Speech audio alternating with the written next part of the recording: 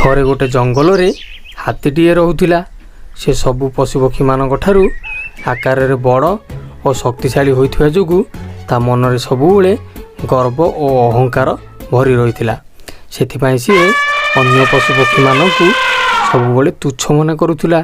ଆଉ ସେ ରାଗି ଓ ଦୁଷ୍ଟ ପ୍ରକୃତିର ପ୍ରାଣୀ ଥିଲା। ମୁଁ ତ ନଥିଲେ କିଛି ହବନି। ଆଉ ସଙ୍ଗାତେ ଆସ ଖାଦ୍ୟ ଖାଇବାକୁ ଯିବା। ସଙ୍ଗାତେ ଓ ସଙ୍ଗାତେ ଆହୁରି ନିଦ ଭାଙ୍ଗିଛି ନା ନାଇଁ ବା? ଓକେ ହଉ ଓକେ ହଉ ଓକେ ହଉ।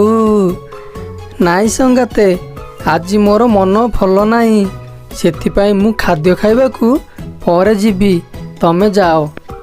ଓହୋ ସଙ୍ଗାତେ, ମୁଁ ତ ନଥିଲେ କିଛି ହବନି। ଆଉ ମୁଁ ଜାଣିଛି ତମର ବୋଧେ ଆଜି ସଙ୍ଗାତୁଣୀ କଥା ବେଶୀ ମନେ ପଡ଼ୁଛି, ସେଥିପାଇଁ ତମେ ଖାଦ୍ୟ ଖାଇବାକୁ ଯିବା ପାଇଁ ମନା କରୁଛ। ନାଇଁ ସଙ୍ଗାତେ, ଏମିତି କିଛି ନାହିଁ।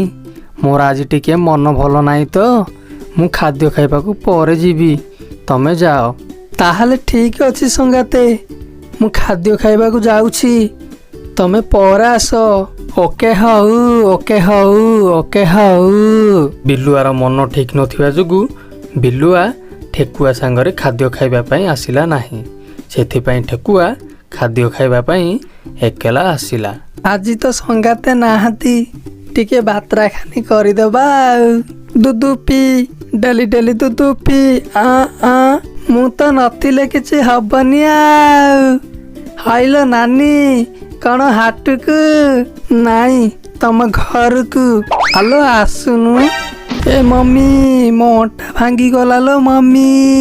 ଦୁଷ୍ଟ ହାତୀର ଦୁଷ୍ଟାମି ଏତେ ପରିମାଣରେ ବଢ଼ି ଯାଇଥିଲା ଯେ ଜଙ୍ଗଲରେ ଥିବା ସମସ୍ତ ପଶୁପକ୍ଷୀମାନେ ହାତୀକୁ ଦେଖି ଡରିବାକୁ ଲାଗିଲେ।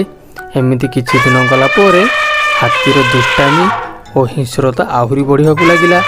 ଜଙ୍ଗଲରେ ଥିବା ସମସ୍ତ ପଶୁପକ୍ଷୀମାନେ ହାତୀର ଅତ୍ୟାଚାରକୁ ସହି ନପାରି ଶେଷରେ ବିଲୁଆ ପାଖରେ ଯାଇ ପହଞ୍ଚିଗଲେ।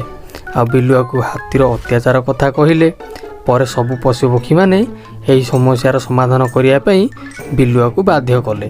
ଶେଷରେ ସମସ୍ତ ପଶୁପକ୍ଷୀମାନଙ୍କ କଥାକୁ ଶୁଣି ବିଲୁଆ ରାଜି ହେଇଗଲା। ଓକେ ହଉ ଓକେ ହଉ ଓକେ ହଉ। ତାହେଲେ ଠିକ୍ ଅଛି, ମୁଁ କିଛି ଗୋଟେ ରାସ୍ତା ବାହାର କରିବି, ତମେମାନେ ଏବେ ଯାଅ। ତା ପରଦିନ ବିଲୁଆ ଆଉ ଠେକୁଆ ହାତୀ ପାଖରେ ଯାଇ ପହଞ୍ଚିଗଲେ। ଆଉ ବିଲୁଆ ହାତୀକୁ କହିଲା, ମଣିମା, ଆଜି ସକାଳେ ପାଖ ଜଙ୍ଗଲରୁ ଏକ ହାତୀ ଆସିଥିଲା। ସେ ସମସ୍ତଙ୍କୁ କହିକି ଯାଇଛି ଯେ ଜଙ୍ଗଲର ଶେଷରେ ଥିବା ପୋଖରୀ ଭିତରୁ ଯିଏ ପ୍ରଥମେ ପଦ୍ମଫୁଲ ତୋଳିକି ଆଣିବ ସିଏ ଏହି ଜଙ୍ଗଲର ରାଜା ହେବ। ଏହି କଥା ଆପଣଙ୍କୁ ଜଣାଇ ଦେବା ପାଇଁ ମୋତେ କହିକି ଯାଇଛି। ଆଚ୍ଛା, ତାର ଏତେ ସାହସ ମୋ ଜଙ୍ଗଲକୁ ଆସି ମୋତେ ପୁଣି ଧମକ ଦେଇ ଯାଇଛି? ହଁ ମଣିମା, କିନ୍ତୁ ଆମେ ଆପଣଙ୍କୁ ହିଁ ଆମ ଜଙ୍ଗଲର ରାଜା ବୋଲି ମାନୁଛୁ।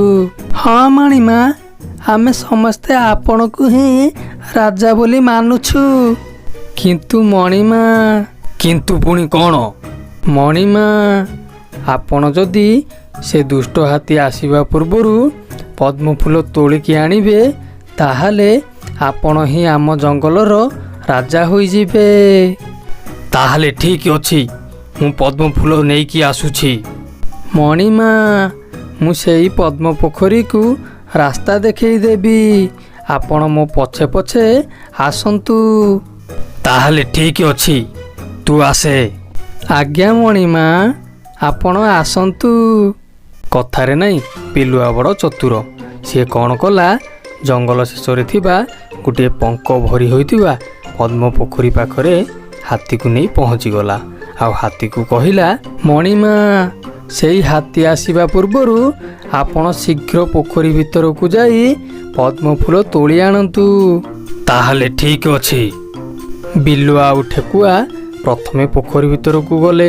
ଆଉ ଏମାନଙ୍କର ଶରୀର କମ୍ ଓଜନିଆର ହୋଇଥିବା ଯୋଗୁଁ ଏମାନେ ପଙ୍କ ଉପରେ ମଧ୍ୟ ସହଜରେ ଚାଲିକି ପଳେଇଲେ। କିନ୍ତୁ ଦୁଷ୍ଟ ହାତୀ ଏହିସବୁକୁ କିଛି ଭାବି ନ ବିଚାରି ପୋଖରୀ ଭିତରକୁ ପଦ୍ମଫୁଲ ଆଣିବା ପାଇଁ ଗଲା। କିନ୍ତୁ କ'ଣ ହେବ, ହାତୀ କିଛି ଦୂର ଯାଇଛି କି ନାହିଁ ହାତୀର ଗୋଡ଼ ପଙ୍କ ଭିତରେ ପଶିଗଲା। ଆଉ ହାତୀ ଯେତେ ଚେଷ୍ଟା କଲେ ମଧ୍ୟ ପଙ୍କ ଭିତରୁ ବାହାରି ପାରିଲା ନାହିଁ। ବିଲୁଆ, ମୋତେ ଏଇ ପଙ୍କ ଭିତରୁ ବାହାର କରେ ଆଉ ମୋତେ ସାହାଯ୍ୟ କରେ। ଓକେ ହଉ। ମଣିମା, ଆପଣ ହେଉଛନ୍ତି ବହୁତ ଶକ୍ତିଶାଳୀ ଆଉ ଆମଠୁ ବି ବହୁତ ଆକାରରେ ବଡ଼। ସେଥିପାଇଁ ଆପଣ ନିଜେ ବାହାରିବା ପାଇଁ ଚେଷ୍ଟା କରନ୍ତୁ। ହାତୀ ଯେତେ ଚେଷ୍ଟା କଲେ ମଧ୍ୟ ଆଉ ପଙ୍କରୁ ବାହାରି ପାରିଲା ନାହିଁ। ଶେଷରେ ହାତୀ ବିଲୁ ଆଉ ଠେକୁଆକୁ ନିଜର ଦୋଷ କ୍ଷମା କରିଦେବା ପାଇଁ କହିଲା ଆଉ ନିଜର ସବୁ ଭୁଲକୁ ମାନିଲା। ପରେ ବିଲୁ ଆଉ ଠେକୁଆ ହାତୀକୁ ପଙ୍କରୁ ବାହାରିବା ପାଇଁ ସାହାଯ୍ୟ କଲେ। ଏହି ଗପରୁ ଆମକୁ ଶିଖିବାକୁ ମିଳିଲା ଯେ ପ୍ରତ୍ୟେକ କାମ ପାଇଁ କେବଳ ଶକ୍ତିର ଆବଶ୍ୟକତା ହୋଇନଥାଏ, ଜ୍ଞାନ ଓ ବୁଦ୍ଧିର ବି ଆବଶ୍ୟକତା ଥାଏ।